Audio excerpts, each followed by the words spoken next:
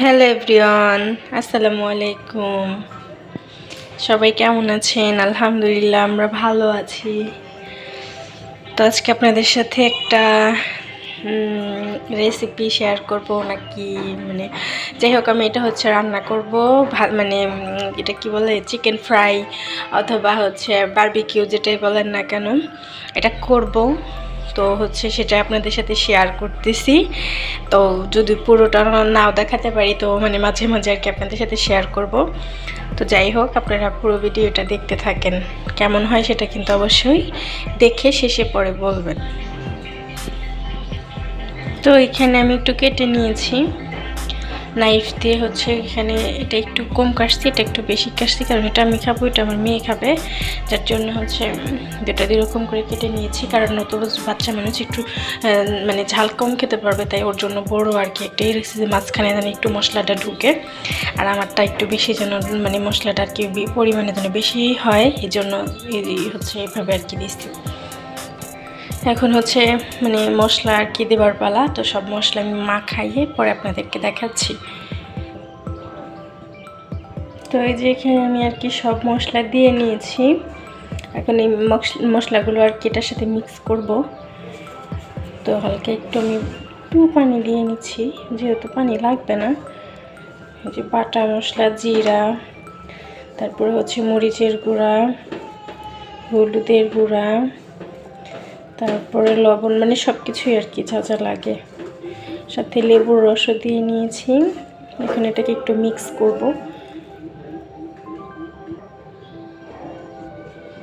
এখানে ময়দা দিয়েছি, আপনারা বারবার বলবেন ময়দা দিয়েছি, হ্যাঁ, কারণ ময়দাটা দিয়েছি যেন এটার সাথে মাংসের সাথে আর কি মানে লেগে থাকে, এই জন্য। আর এখানে সাথে কিন্তু তেল দিয়েও নিয়েছি যাতে হচ্ছে পুড়ে না যায়। তো এখন আমি এটা হচ্ছে মাখিয়ে নিব। এইভাবে মাখিয়ে কিছুক্ষণ হচ্ছে ম্যারিনেট করে রেখে দিতে হবে।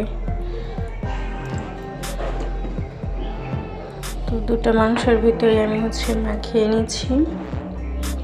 আপনারা কিন্তু চাইলে বাসায় সাধারণ উপকরণ দিয়ে এইভাবে ঝটপট রান্না করে খেতে পারেন। আমার হচ্ছে বেশ কিছুদিন হলো খেতে মন চাচ্ছে, কিন্তু মানে আজকে না কালকে, আজকে এটা খাওয়া হয়, সেটা খাওয়া হয়, যে আজকে এটা খাওয়া যাবে না তাহলে কালকে করব।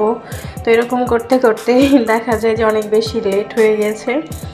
তো মানে মাংস নিয়ে আসছিল, মুরগি নিয়ে আসছিল, তো সেখানে হচ্ছে আমি রেখে দিয়েছি 2টা পিস বড় বড় করে, যেহেতু বেবির পাপা খায় না। তো তাই ভাবছি আর আমি আর আমার মেয়ে তো ওইটা এভাবে ভাজি করে খাবো, এই জন্যই কিন্তু রেখে দেওয়া। এর আগেও হচ্ছে আর একটা মুরগি নিয়ে আসছিল, সেটাও হচ্ছে এভাবে খাওয়ার জন্য রেখে দিয়েছিলাম, বাট হচ্ছে খাওয়া হয়নি, সেই জন্য পরে আমি আবার ওটা আবার রান্না করে ফেলছি। পরে এখন যখন আবার নিয়ে আসছে নতুন করে, তখন হচ্ছে আমি আর কি সেই 2টা রেখে দিয়েছি, যেটা হচ্ছে 2-1 দিন পরে যাই হোক খাবো। তো আজকে তাও যেন কয়েকদিন হয়ে গেছে বলতে পারি না। তো যাই হোক, এটা হচ্ছে আমি বেশ কিছুক্ষণ ম্যারিনেট করে রেখে দেব। আপনারা সম্পূর্ণ ভিডিওটা আমার সাথে থাকেন, দেখতে থাকেন। তো এইখানে হচ্ছে আমি একটু সস দিতে ভুলে গিয়েছিলাম, তো আমি সস আর এটা হচ্ছে তেল দিলাম। এখানে সস আর তেলটা দিয়ে একটু মাখিয়ে নেব, কারণ সসটা দিলে একটু টেস্ট বেশি আসে।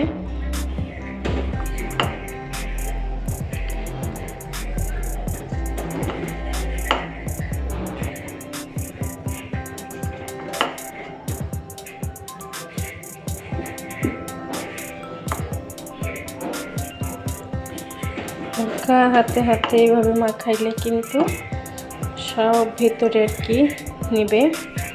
তো যাই হোক, এক সাইডে বেশি হয়েছে, এর জন্য এটা বুদ্ধি করলাম।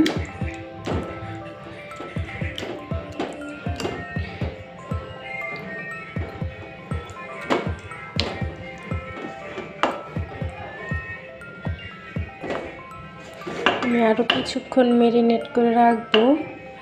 অনেকটা কিন্তু সুন্দর হয়েছে মেরিনেট করে রাখার পর, কিন্তু তারপরে আর একটু সময় মেরিনেট করে রাখবো আমি।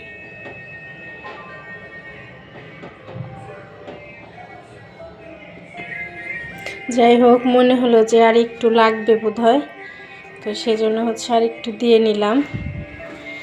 মনে হলো যে আর একটু সম্ভবত লাগবে। তো এখানে আমি হচ্ছে একটু সরিষার তেল দিয়ে নেব, আর সরিষার তেল দিয়ে রান্না করব। আর ওইখানে যেহেতু তেলের পরিমাণ আছে, এখানে খুব বেশি দেওয়ার প্রয়োজন নেই। তো ওইটা আমি হচ্ছে একটু ঘুরে নিই, তারপরে আবার আপনাদের সাথে শেয়ার করি। তো এই যে আমার ম্যারিনেট করা, দেখেন এখানে আমি প্রায় 15-20 মিনিটের মতো আর কি রেখেছি। এখন এগুলো হচ্ছে আমি একটু চুলায় দিয়ে দেব। তো চলেন, এদিকে তেলও গরম করে নিয়েছি। বিসমিল্লাহ।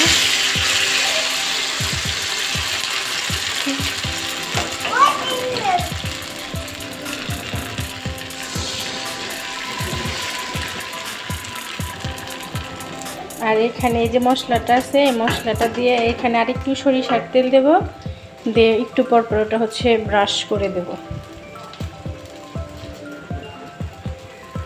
তো যাই হোক, এই যে দেখেন এখন তো প্রায় সন্ধ্যা হয়ে আসতেছে, এই জন্য হচ্ছে কালারটা কেমন দেখাচ্ছে। দিনের আলোতে রান্না করলে সবচেয়ে বেশি সুন্দর কালার আসে, আর হচ্ছে লাইটের ভিতরে রান্না করলে। তো যাই হোক, এটা আমি হালকা আঁচে দিয়ে দিয়েছি। এখন হালকা আঁচে হতে থাক। তেল মনে হয় একটু বেশি হয়ে গেছে, তারপরেও মনে হইতেছে ঠিক আছে, হতে থাক। তারপরে আমি আপনাদের সাথে শেয়ার করছি। দেখতে পাচ্ছেন ওভেন ছাড়াই কত সুন্দর একটা রং আসছে, খুবই সুন্দর হয়েছে। এটা কিন্তু পুড়ে যায় নাই, রং আসছে। যদিও ক্যামেরাতে পোড়া পোড়া দেখাচ্ছে, এটা কিন্তু পুড়ে নাই, অনেক সুন্দর একটা রং আসছে। যাই হোক, এখনও পিস হচ্ছে, ভেসে নেব, তারপরে ফাইনাল লুক আপনাদের সাথে শেয়ার করব। তো এই যে ফাইনালি আমার কিন্তু ভাজা হয়ে গেছে। এখন আমরা একটু খাবো মামিয়ে, তো সেটাও আপনাদের সাথে শেয়ার করি। তো ফাইনালি এই যে আমাদের হচ্ছে রান্না শেষ। এখন হচ্ছে আমি আর আমার আম্মু খাবো। তো ভিডিওটা কেমন লেগেছে অবশ্যই কিন্তু কমেন্ট করে জানাবেন। আর এভাবে কিন্তু চাইলে আপনারা ঘরোয়া উপায়ে রান্না করে খেতে পারেন। তো আমার মেয়ে খাওয়ার জন্য অনেক বেশি করতেছে, তো আমি এখন আমার মেয়েকে খাওয়াবো। আর এমনি কিন্তু গ্রানটা ফ্লেভারটা অনেক সুন্দর আসতেছে, যেহেতু অনেক কিছু দেওয়া আছে। আর বিশেষ করে টমেটো সস দেওয়ার কারণে অনেক বেশি কিন্তু ফ্লেভারটা ভালো আসতেছে। তো যাই, ভিডিওটা আজকে এই পর্যন্ত। সবাই ভালো থাকেন, সুস্থ থাকেন। আল্লাহ হাফেজ। খেতে কিন্তু দুর্দান্ত স্বাদ হয়েছে, আপনারা কিন্তু ট্রাই করে দেখতে